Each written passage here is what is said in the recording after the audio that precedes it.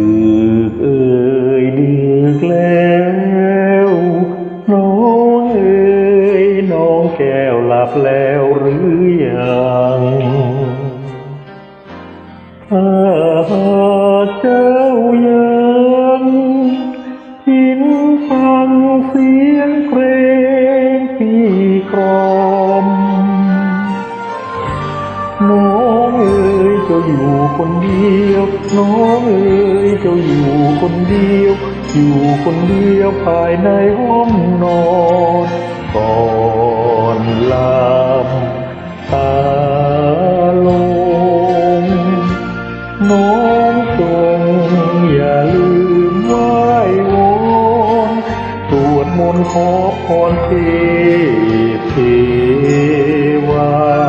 โปรดมาคุ้มครองน้องแก้วให้คลาดแคล้วโผยภัย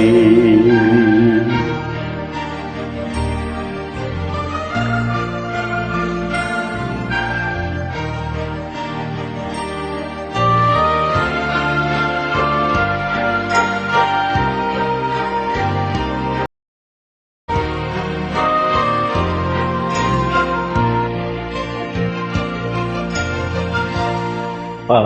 นเอ่ยป่านนี้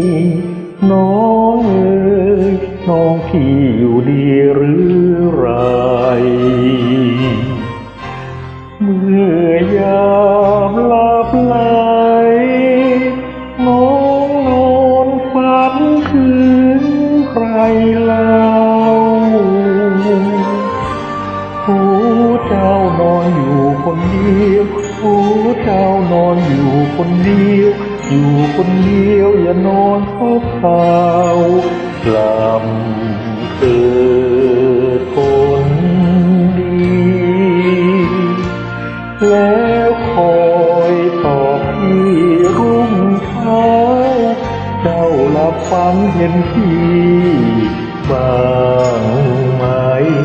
ส่งความคิดถึงมาให้ในภาพฝันหรือเปล่า